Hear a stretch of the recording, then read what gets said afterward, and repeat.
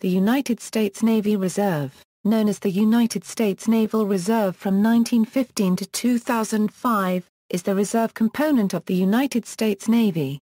Members of the Navy Reserve, called reservists, are enrolled in the Selected Reserve, the Individual Ready Reserve, the Full-Time Support, or the Retired Reserve Program. Organization: the largest cohort, the cells, have traditionally drilled 1 weekend a month and 2 weeks of annual training during the year, receiving base pay and certain special pays when performing an active duty and full pay and allowances while on active duty for annual training, active duty for training, active duty for operational support, active duty for special work, or under mobilization orders or otherwise recalled to full active duty. Most but not all states, along with Guam and Puerto Rico, have at least one Navy Operational Support Center, staffed by FTS personnel, where the cell's sailors come to do their weekend drills. The size of these centers varies greatly, depending on the number of assigned. They are intended mostly to handle administrative functions and classroom-style training. However, some NOSCs have more extensive training facilities, including damage control trainers and small boat units. Some NOSCs are co-located on existing military facilities, but most are outside the wire, stand-alone facilities that are often the only U.S. Navy representation in their communities or even the entire state. Because of this, NOSCs outside the fleet concentration areas are also heavily tasked to provide personnel, both FTS staff and cells, for participation in funeral honors details. This solemn service provided to the local community is one of the NOSC's top 2 priority missions.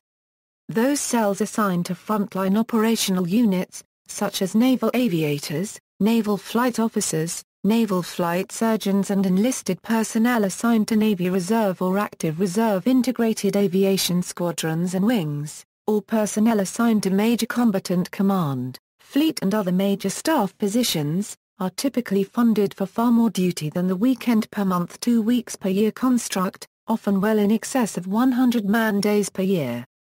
Cells have also performed additional duty in times of war or national crisis, often being recalled to full-time active duty for 1, 2 or 3 or more years and deploying to overseas locations or aboard warships, as has been recently seen during Operations Enduring Freedom and Iraqi Freedom.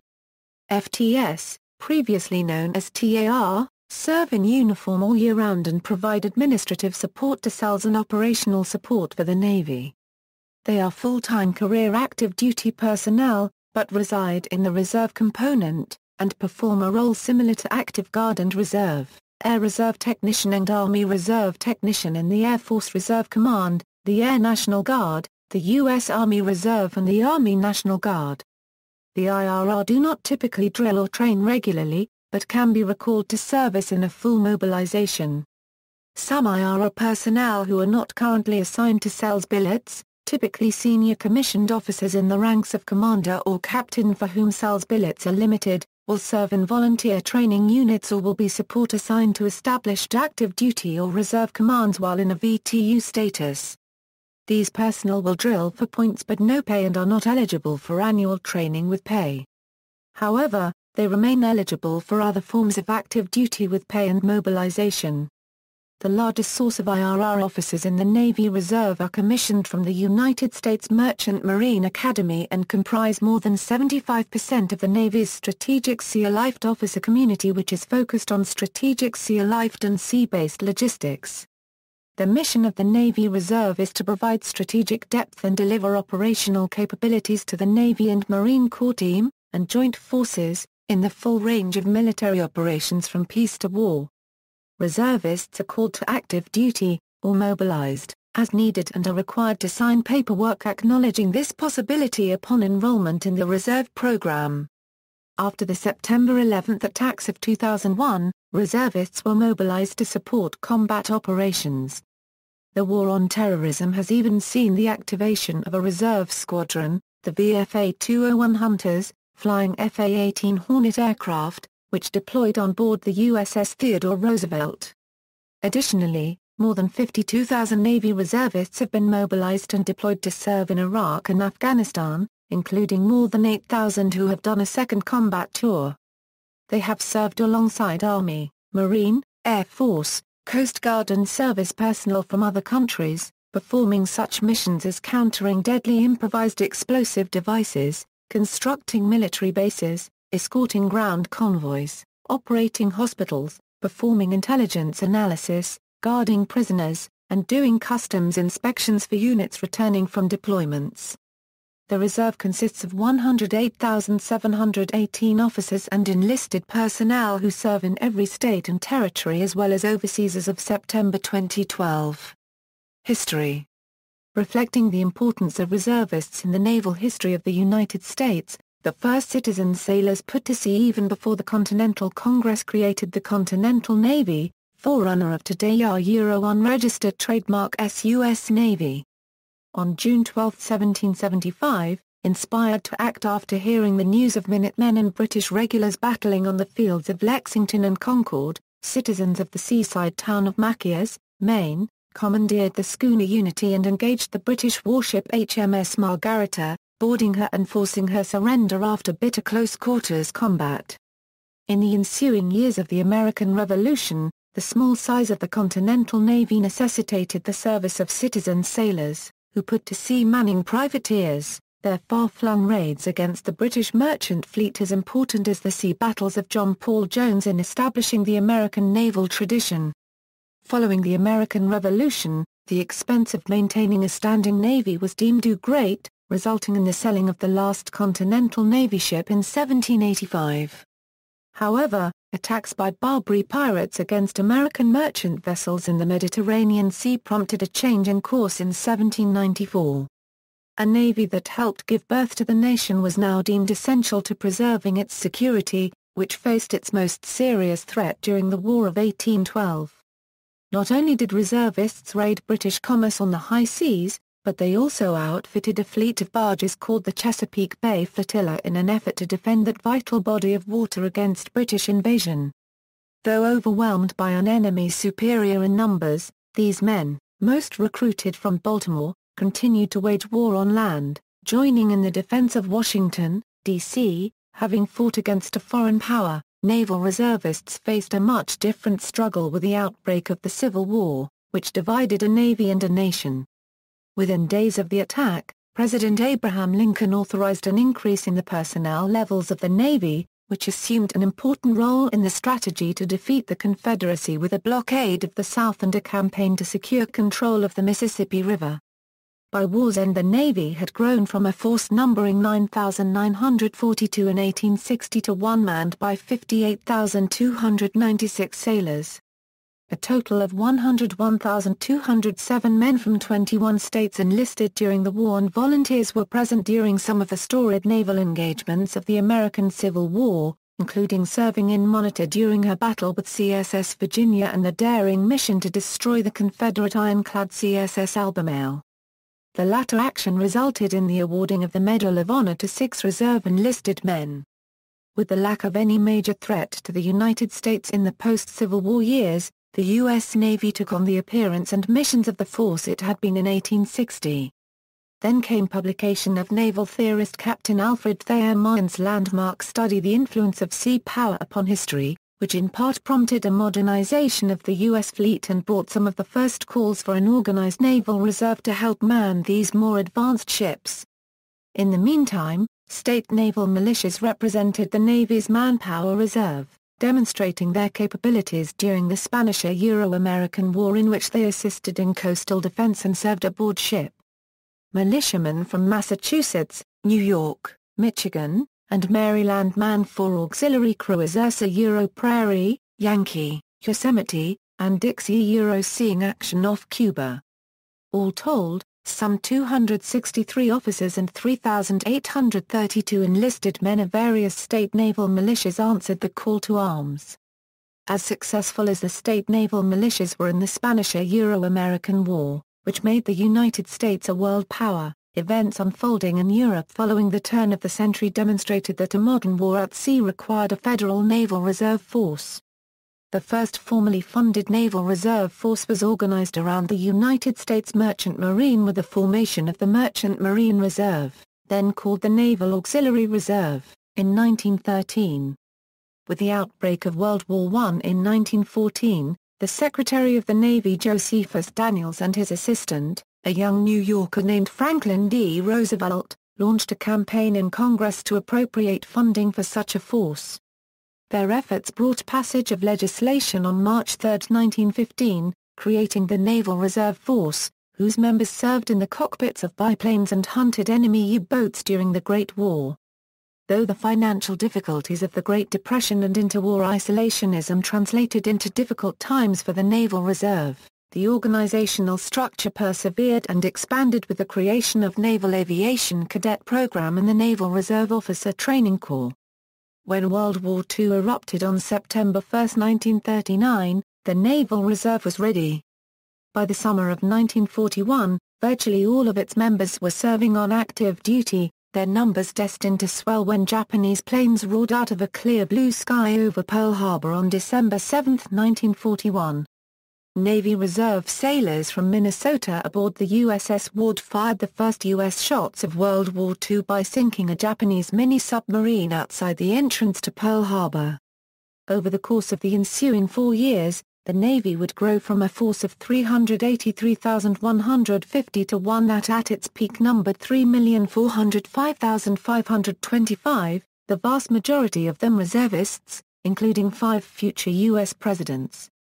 The end of World War II brought a different struggle in the form of the Cold War, which over the course of nearly 5 decades was waged with a haunting specter of nuclear war.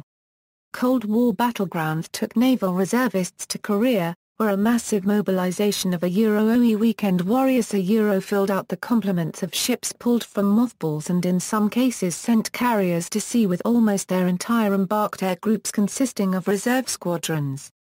Other calls came during the Berlin crisis in Vietnam, and with a defense buildup of the 1980s, presided over by Secretary of the Navy John Lehman, a naval reservist, the Naval Reserve not only expanded, but also took steps towards greater interoperability with the active component with respect to equipment. Yet, the divisions between the active and reserve cultures remain distinct. This began to change in the 1990s as over 21,000 naval reservists supported Operations Desert Shield and Desert Storm, which coincided with the collapse of the Soviet Union. Since that time, whether responding to the ethnic cleansing in the former Yugoslavia or the threat of world terrorism, the latter coming to the forefront in the attacks against the World Trade Center and the Pentagon on September 11, 2001, the recently renamed Navy Reserve has transformed from a force in waiting for massive mobilization to an integral component in carrying out the mission of the U.S. Navy. As Admiral William J. Fallon stated, we must remember that the reserves, which represent 20% of our warfighting force, are absolutely vital to our Navy unregistered trademark S ability to fight and win wars now and in the future Commanders Office of the Chief of Naval Reserve was established as Director of Naval Reserve, with the consolidation of the Navy Air and Surface Reserve Headquarters organizations at the Naval Support Activity, NAS New Orleans, Louisiana in April 1973. Enlisted entry and service. Persons who enlist in the active duty program first sign a contract to enter the Ready Reserve for a period of time that coincides with time served as active duty. Upon separation from active duty, members may still be obligated by their reserve contract if it has not expired. The remainder of the contract may be served as a member of the selected reserve or the individual Ready Reserve. Prior service enlistees may be able to affiliate with the Navy Reserve and their active duty rating and pay grade. Non-prior service enlistees are sent to initial active duty training, also called boot camp, located at Naval Station Great Lakes in Illinois and qualify for a specific billet in order to make their rate permanent. Very few ratings are available to non-prior service personnel. Based upon their skill sets, members will enter into service at pay grades E1 through E3. Although non-prior service recruits are paid from their first day at the advanced pay grade, they are not entitled to wear the insignia signifying their rank until they successfully complete boot camp. After graduating from boot camp, the reservist usually trains at a Navy Operational Support Center again to complete the final Phase 4 requirements. After that, he or she is sent to a reserve unit.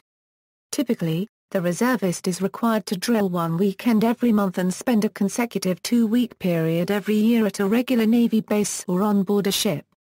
While training either for just a weekend or during the 2 weeks, the reservist is on active duty and the full spectrum of rules and regulations, including the Uniform Code of Military Justice, apply. United States Navy reservists are allowed to serve simultaneously in the United States Navy Reserve and in the naval militia of their state of residence. However, when called into federal service, reservists are relieved from servicing duty in the naval militia until released from active duty. Navy Reserve benefits, medical. Under the new system, drilling reservists will pay $49 a month for self-only coverage, or $197 a month for self and family coverage. This replaces the complex qualification rules previously in place for reservists receiving TRICARE coverage. With the new rule, the only requirement is being an SEL Res, meaning the sailor drills one weekend each month. Education. Navy reservists qualify for the Montgomery GI Bill, which covers graduate and undergraduate degrees, vocational and technical school training offered by an institute for higher learning that has been approved for GI Bill benefits, tuition assistance, and licensing and certification testing reimbursement. On-the-job training, apprenticeship, correspondence, flight, and preparatory courses might also be covered. With more than 90 days of qualifying accumulated active duty service, Navy reservists can qualify for benefits under the post-9/11 GI Bill. Insurance. Family Service Members Group Life Insurance is a program extended to the spouses and dependent children of members insured under the SGLI program. FSGLI provides up to a maximum of $100,000 of insurance coverage for spouses, not to exceed the amount of SGLI the insured member has in force, and $10,000 for dependent children. Spousal coverage is issued in increments of $10,000. Commissary and exchange use. Reservists and immediate family members with dependent ID cards are allowed to shop at all U.S. military base commissaries and base post exchanges. Tax benefits. The Heroes Earning Assistance and Relief Tax Act of 2008 makes permanent two important tax code provisions contained in the Pension Protection Act of 2006. The first provision created an exception for mobilized reservists to make early withdrawals from retirement plans without triggering an early withdrawal tax. The second provision allows a reservist who received a qualified distribution to contribute the funds to an individual retirement account, during the 2-year period beginning after the end of his or her active duty period. The IRA dollar limitations will not apply to any contribution made following this special repayment rule. Job security. The Uniformed Services Employment and Re-employment Rights Act of 1994 is a federal law intended to ensure that persons who serve or have served in the armed forces, reserves, National Guard or other uniformed services are not disadvantaged in their civilian careers because of their service. Are promptly re-employed in their civilian jobs upon their return from duty. And are not discriminated against in employment based on past, present, or future military service. The federal government is to be a model employer under USERA. Promotions. Reservists receive the same promotion opportunities as active duty sailors except they compete against other reservists. Discounts. Reservists holding their military ID cards are also entitled to receive military discounts at airlines, restaurants, home improvement stores, etc. like their active duty counterparts. Retirement. Retired Navy reservists qualify for veterans preference if mobilized under U.S. Code, Title 10 or if they have completed more than 180 days of continuous active duty. Notes. References. Today's Military Navy Reserve, Navy Reserve Facts and Information, Navy Reserve Benefits Guide. Further reading, Winkler, David. Ready then, ready now, ready always. More than a century of service by citizen sailors. Washington, D.C. Navy Reserve Centennial Book Committee. ISBN 9780692327654. External links, Navy Reserve Recruiting, Navy Reserve Official Site, Office of the Assistant Secretary of Defense Reserve Affairs, Navy Personnel Command. Montgomery GI Bill, Thrift Savings Plan, Veterans Affairs, TRICARE, Employer Support of the Guard and Reserve, Uniformed Services Employment and Re-employment Rights Act, the Naval Reserve Drill, United States Merchant Marine Academy,